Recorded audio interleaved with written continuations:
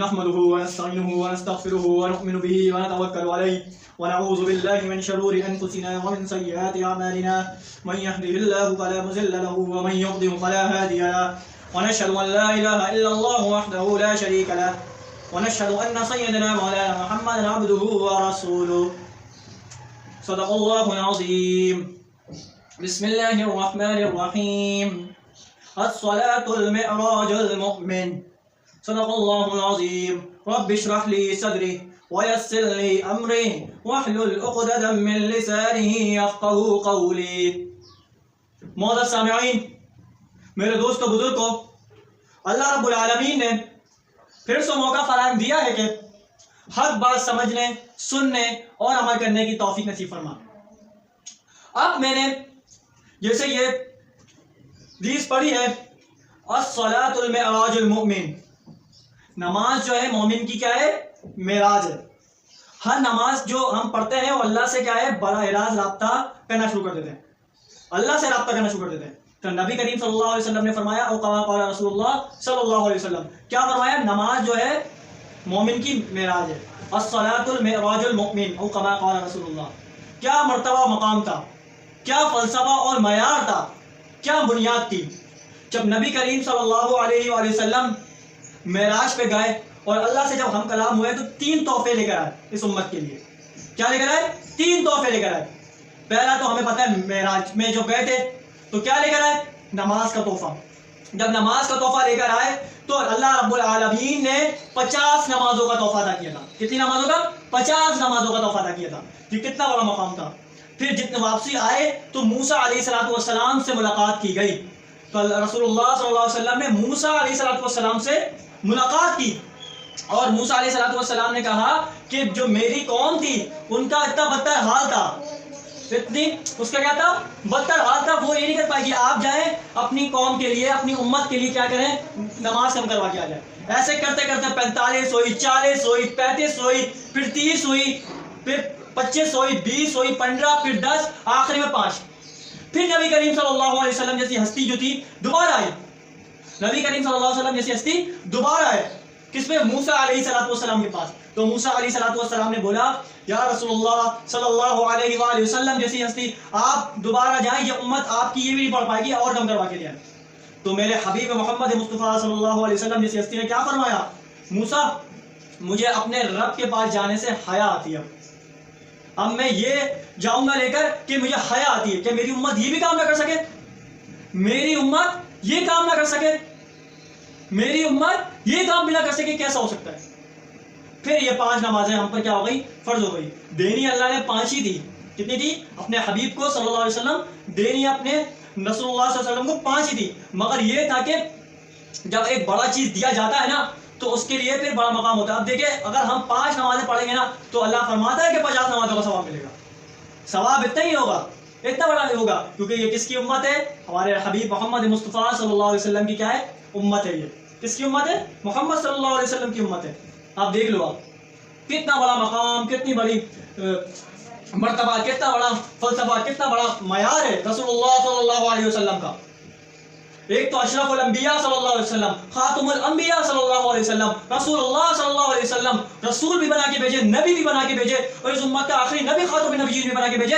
یہ بڑا مقام تھا رسول اللہ صلی اللہ علیہ وسلم کا. کیا مقام ہوگا پھر ان کا؟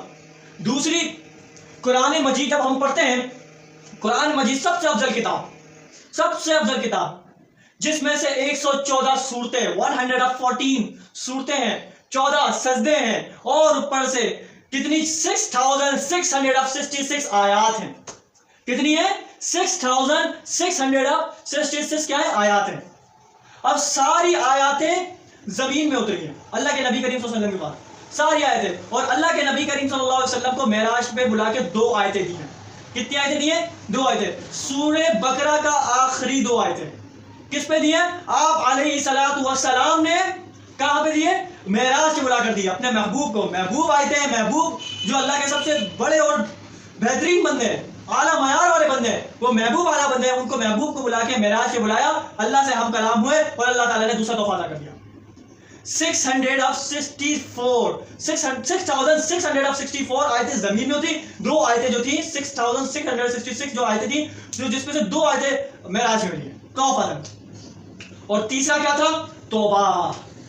توبہ کیا ہے؟ توبہ کا اصل چیز ملا. رسول اللہ صلی اللہ علیہ وسلم کی اس امت کو شرف ہے بھائی کہ بھائی جب توبہ کرنا چاہے موت سے پہلے توبہ کر لے تو اس کی توبہ قبول کر لی جائے گی. تیسرا تحفہ اپنے حبیب محمد مصطفیٰ صلی اللہ علیہ وسلم کو معراج کی رات میں ملا. یہ بڑا مرتبہ تھا، یہ بڑا معیار تھا، یہ بڑا فلسفہ تھا. اس کو کہتے ہیں معراج سنت. بیان کر کے بھی دکھاؤ اور عمل کر کے بھی دکھاؤ، اس کو کہا جاتا ہے معراج. دیکھو اللہ تعالیٰ نے حکم دے دیا 5 نمازیں ادا کرنی ہے تو فرض ہے، بس فرض ادا کرنا ہے چاہے کچھ بھی ہو جائے. معراج، اور نبی نے فرمایا کہ نماز مومن کی کیا ہے؟ معراج ہے. ایک نبی کا مطلب کہ سنت ادائیگی بھی ادا ہو جائے گا اور ایک فریضہ بھی ادا ہو جائے گا، دونوں. نمبر 2 توبہ. تو اگر توبہ کرتا ہے، جو غلطی ہم بھی گناہگار، میں بھی گناہگار، آپ بھی گناہگار، سارے گناہگار ہیں، توبہ کرتا ہے انشاءاللہ توبہ بھی اللہ تعالیٰ جتنے بھی سمندر کے جتنے گناہ بھرے ہوں گے، اگر وہ 3 بار توبہ کر لے، اللہ سے سچی معافی مانگ لے، انشاءاللہ اس کی توبہ بھی قبول ہو جائے گی. حاجت توبہ پڑھ کے اس کی توبہ بھی ہو جائے گی. نمبر 3، اور یہ پڑھ لے آمن الرسول بما انزل الیہ من ربہ والمؤمنون تک کے، مومنون سے لے کے آخری آیت تک کے، وَأَحْسُنَّا عَلَى الْقَوْمِ الْكَافِرِينَ تک کے. کتنا بڑا مقام ہو جائے گا. یہ میرے حبیب محمد مصطفیٰ سرور دو عالم، سرور کائنات، سرکار دو عالم صلی اللہ علیہ وسلم جیسی ہستی کو یہ معراج میں تحفہ ملا تھا. 3 تحفے ملے تھے. کیا تحفے ملے تھے؟ نماز، اور اوپر سے توبہ. نمبر 3 کیا تحفہ ملا تھا؟ سورہ بقرہ کی آخری 2 آیتیں، قرآن کی آیتیں. کیا بڑا مقام تھا، جس میں 6666 آیتوں میں سے 6664 آیتیں زمین میں اتری اور 2 آیتیں آسمان میں اللہ تعالیٰ رب العالمین نے ہم کلام ہو کے اپنے حبیب مصطفیٰ صلی اللہ علیہ وسلم کو عطا کیا. یہ مقام تھا رسول اللہ صلی اللہ علیہ وسلم کا. تمام نبیوں سے افضل میرا نبی، سرکار دو عالم، تمام چیزوں سے افضل ہمارا نبی. اللہ کے بعد جو سب سے بڑا مقام ہے، مرتبہ اور بلندی والا عمل ہے، وہ ہمارے حبیب رسول اللہ صلی اللہ علیہ وسلم کا ہے. ہم اس کی شریعت کیوں نہ مانیں؟ اور آج دیکھ لو، جب آپ کریم صلی اللہ علیہ وسلم نے نبوت کا عہدہ ملا اور اس کے بعد جا کے پیارے حبیب محمد مصطفیٰ صلی اللہ علیہ وسلم نے زمانہ جاہلیت کو ختم کر دیا. سب سے بڑا مقام تھا یہ. آج وہی دور آ پڑا ہے، وہی دور آ پڑا ہے، پھر سے وہی گھٹیا ترین دور آ پڑا ہے. زمانہ جاہلیت میں اپنی بیٹیوں کو زندہ دفن کر دیا کرتے تھے. اور آج بھی میں ابھی ویڈیو دیکھ رہا تھا، مفتی طارق مسعود صاحب کی ویڈیو میں نے خود دیکھی کہ اس میں ایک بندے نے نقشہ کھینچا ہوا ہے اور وہ بیان کر رہے تھے کہ یہ جو قبرستان ہے، اور عرب میں جو تھا، اور مکہ مکرمہ میں جو قبرستان جو ہے، مکہ کی سائڈ جو بنا ہوا ہے، ادھر قبرستان مطلب کہ ادھر اپنا ٹیلر اور دیگر پتہ کیا کچھ چلا دے خدا کے لیے، وہ خود نہیں رہا. وہ زمانہ جاہلیت کی یاد پہ رکھو، اس کو زمانہ جاہلیت پہ یاد رکھو. جب اپنے حبیب محمد مصطفیٰ محمد رسول اللہ صلی اللہ علیہ وسلم آئے اور اپنی بیٹی کو جو اپنے کندھوں میں گھمایا، اپنی بیٹی کو بٹھا کے نماز پڑھایا. دیکھو اپنی بیٹی کو سب سے بڑا افضل مقام دیا، اور کتنا بڑا مقام دیا. اور آج زمانہ جاہلیت کو بتایا کہ بیٹی کا بھی کوئی مقام ہوتا ہے، ماں کا بھی کوئی مقام ہوتا ہے، بیوی کا بھی کوئی مقام ہوتا ہے، عزت و آبرو کا بھی کوئی مقام ہوتا ہے. اور نبی کریم صلی اللہ علیہ وسلم نے کر کے بھی دکھایا اور عمل بھی کیا اور لوگوں کو ترغیب کر کے بھی دکھایا. یہ مرتبہ و مقام تھا صلی اللہ علیہ وآلہ وسلم.